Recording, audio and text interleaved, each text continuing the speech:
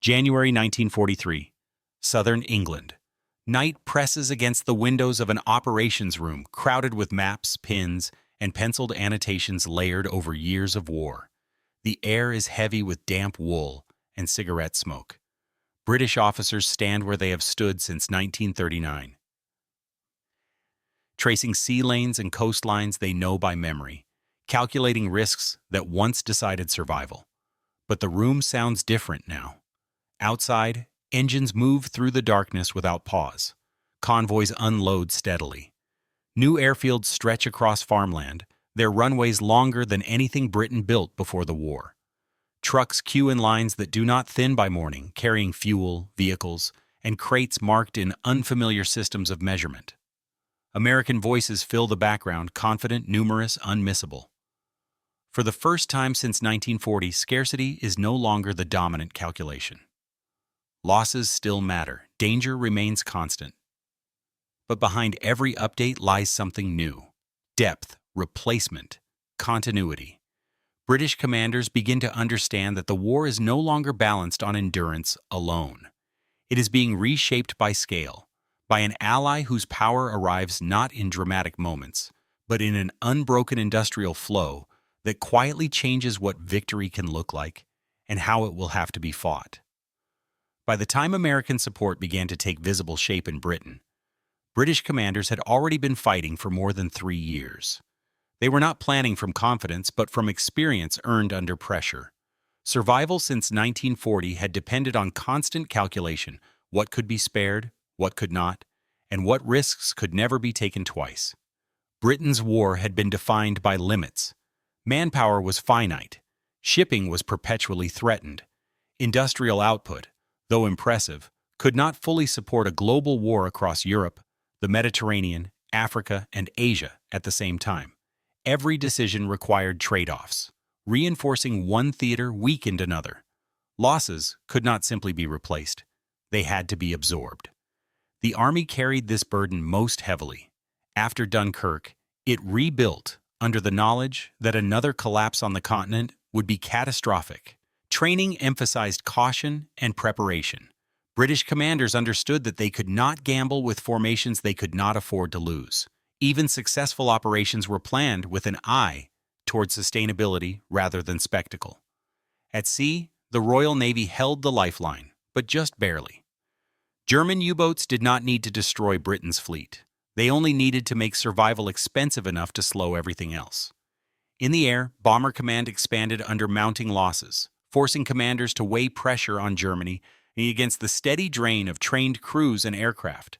When American sympathy translated into Lend-Lease, British commanders welcomed it, but carefully. Aid was valuable. Dependence was dangerous. Britain was fighting not only to win the war, but to preserve its ability to shape the outcome. Whoever carried the decisive weight of victory would inevitably shape the peace. American entry into the war after December 1941 changed the strategic map overnight, but not the material reality on British soil. The United States possessed immense potential, yet converting that potential into usable power required time. Divisions had to be trained. Shipping had to be built. Supply chains had to survive the Atlantic. Throughout 1942, Britain continued to hold the line, while American strength slowly assembled. Strategic disagreements emerged naturally. British commanders favored operations that matched their experience: pressure at the periphery, gradual attrition, controlled risk. American planners, backed by growing resources, leaned toward concentration and decisive engagement. The creation of the combined chiefs of staff forced these differences into a shared framework. Strategy, shipping, and production were no longer national decisions. They became coalition responsibilities. This did not eliminate friction. It formalized it.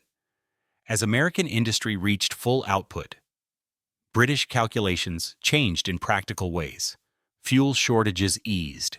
Vehicles arrived in standardized numbers. Replacement aircraft and spare parts reduced the fear that losses might halt entire campaigns. Planning horizons lengthened. Operations could now be sequenced rather than improvised. North Africa and the Mediterranean revealed both the promise and the cost of this partnership. American forces learned quickly, sometimes painfully, British commanders observed not weakness, but inexperience being absorbed by mass. The lesson was clear. American power did not remove risk. It absorbed it. By late 1943, the transformation was undeniable. Southern England filled with men, equipment, depots, and airfields on a scale Britain had never hosted. American power was no longer theoretical. It was physical, expanding daily. British commanders began to understand that American support was not simply reinforcing their war. It was changing its center of gravity. Britain was no longer preparing merely to endure. It was becoming the forward base for an offensive whose scale would define the final phase of the conflict. That realization set the stage for deeper questions about leadership, control, and what coalition warfare would now demand from those who had carried the war through its hardest years. For British commanders, American support did not remove exhaustion. It revealed how long they had been carrying it. Many senior officers had operated under continuous pressure since 1939, managing defeat, recovery, and global overstretch without pause. Their decisions were shaped by one constant fear: failure could not be absorbed. American arrival altered that psychological landscape. The presence of depth, real, measurable depth, changed how risk was perceived. British commanders could now plan operations without immediately calculating what would be left if they failed. This did not encourage recklessness. It restored balance. The war began to feel like a campaign rather than a sequence of narrow escapes. Yet adjustment was required. Coalition warfare expanded staffs and slowed decision-making. British officers accustomed to improvisation now operated inside systems designed for scale. Authority was shared. Patience became as important as decisiveness. The burden of command shifted from survival to coordination, demanding a different kind of discipline. British commanders had always respected logistics. What American support demonstrated was the power of volume sustained over time. Liberty ships turned production statistics into continuous arrival. Fuel ceased to be rationed by fear. Vehicles arrived as standardized tools meant to be used hard and replaced. This transformed planning. Operations were no longer constrained by depletion, but by synchronization.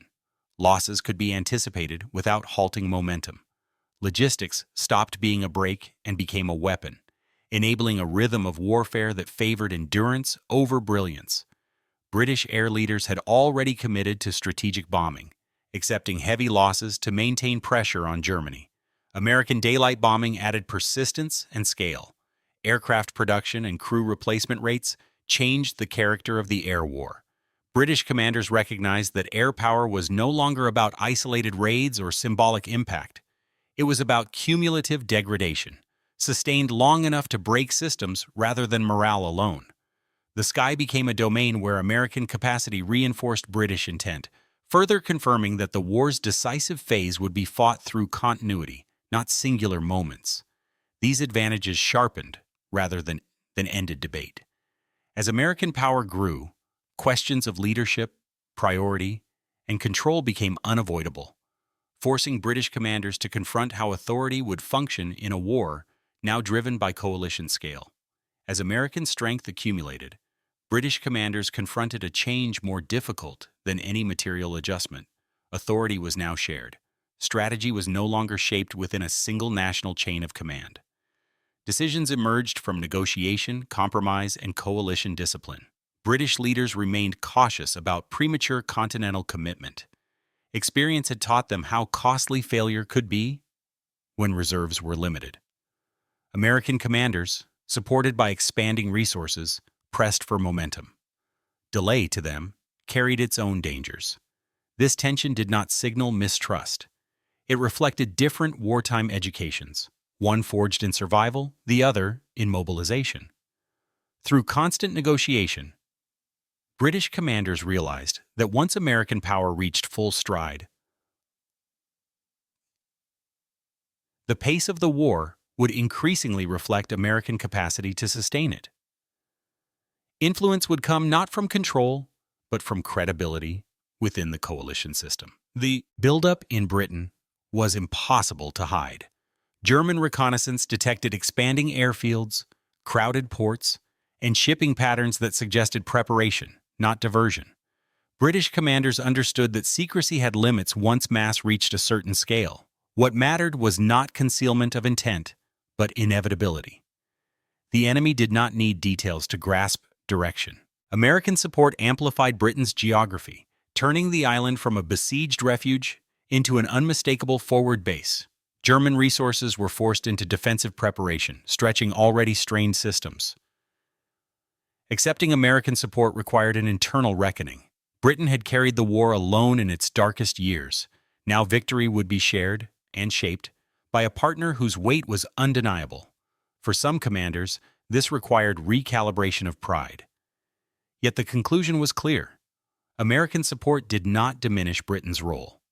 It ensured that sacrifice led somewhere decisive. British experience gave structure to American mass. The coalition worked because each provided what the other lacked.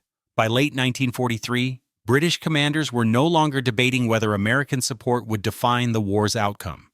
They were focused on how to harness it effectively, knowing that preparation was approaching a point beyond which delay would no longer serve strategy. That point would arrive with the transition from buildup to action, when realization would be tested not in conference rooms, but under fire. By late 1943, British commanders understood that the question was no longer whether a return to Western Europe was possible, but whether delaying it further carried its own dangers. What had once existed as planning theory was now visible everywhere across southern England. The buildup had become mathematical. Landing craft tables expanded month by month. Numbers that once felt aspirational were now fixed allocations with delivery schedules attached. American shipyards produced vessels designed for a single purpose, carrying armies across defended water. For British planners long constrained by shortages, the idea that timing depended not on courage or weather, but on production timetables was a revelation. War had become an engineering problem. Training areas overflowed. Entire regions were reorganized to support American formations preparing for their first large-scale continental operation.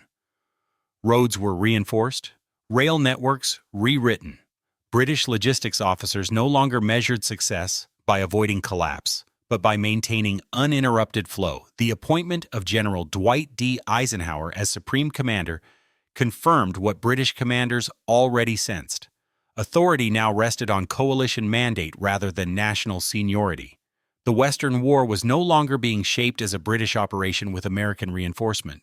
It was becoming a coalition offensive driven by American scale and sustained through shared command. This altered British staff culture fundamentally. Planning assumed continuity of supply at a level Britain alone could never have guaranteed. Air superiority was no longer aspirational. It was operationally required and materially supported. Loss estimates were calculated not to prevent attrition, but to ensure it remained within replacement capacity. British experience still mattered deeply. Knowledge of European terrain, enemy habits, and coalition coordination informed every decision. Yet even here, the balance had shifted. Where British judgment once defined what could be attempted, it now helped refine how an already inevitable operation would be executed. By early 1944, Britain no longer felt like a nation bracing for attack. It felt like the forward assembly area of a force preparing to return to the continent. The density of men and material erased ambiguity. British commanders could see that the war they had endured was about to become something different, an offensive built on scale that could no longer be reversed. And as winter faded into spring, it became clear that preparation itself had become a commitment. The realization that American support had transformed the nature of victory was about to be tested under conditions no plan could fully control. In the weeks before June 1944, planning gave way to finality. British commanders no longer debated options. They managed consequences. Orders carried dates. Movements were timed precisely. The machinery assembled over years was locked into sequence. Southern England entered controlled isolation. Units were sealed into camps. Roads ran one way. Rail traffic obeyed invasion timetables. Ports loaded men and vehicles under blackout, feeding flotillas whose size exceeded any previous British operation. For commanders who once counted landing craft as scarce assets, the sight of entire armadas forming offshore confirmed how completely the balance had shifted. Air power completed the transformation. Allied aircraft dominated the skies in sustained numbers. German movement by daylight became hazardous. Rail lines, bridges, and communications were struck repeatedly, not for spectacle, but to shape the battlefield in advance. British commanders recognized this as a new form of warfare, systematic, preemptive, and continuous, made possible by industrial depth rather than isolated daring. Naval preparations reflected the same reality. Escort groups multiplied. Minesweepers cleared channels ahead of fleets built for endurance.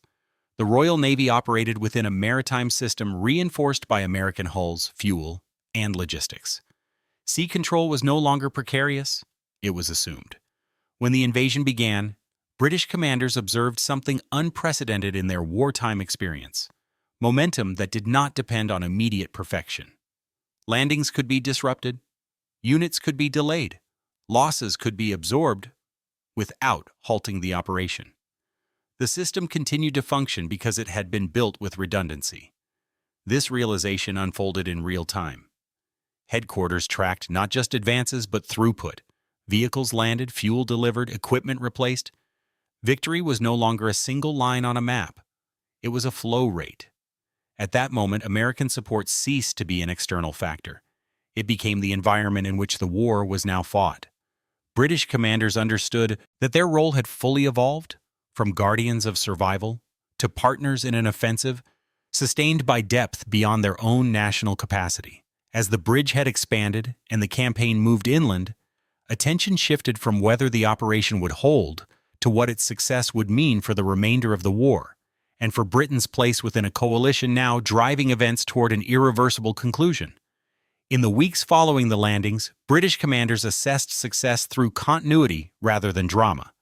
The critical question was no longer whether the foothold existed, but whether momentum could be maintained without interruption. Reports emphasized logistics as much as combat. Tonnage landed each day, vehicle repair rates, fuel flow inland, and the speed with which losses were replaced. This alone marked a transformation. Earlier in the war, loss had carried strategic weight far beyond its immediate impact. Now, damage and casualties were absorbed within a system designed to endure friction.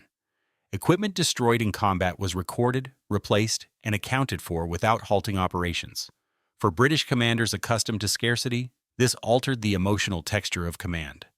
The war remained brutal, but it was no longer brittle. Operational planning reflected this resilience. Advances were made within a framework that assumed delay and resistance. Setbacks in one sector did not stall progress elsewhere. Air and naval support continued uninterrupted. Supply depots expanded behind the front, fed by ports that grew steadily more capable. The campaign became cumulative, driven by sustained pressure rather than isolated success.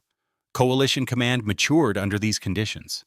Disagreements persisted over pace, priorities, and methods, but they were managed within structures built to carry them. British experience remained essential, particularly in coordination, deception, and combined arms operations. American scale provided momentum. The partnership had moved beyond experimentation into routine effectiveness. As the campaign pushed deeper into Western Europe, British commanders began to grasp the broader consequences. American reinforcement continued at a pace Britain could not match. New formations entered the line without long pauses. Air power remained constant.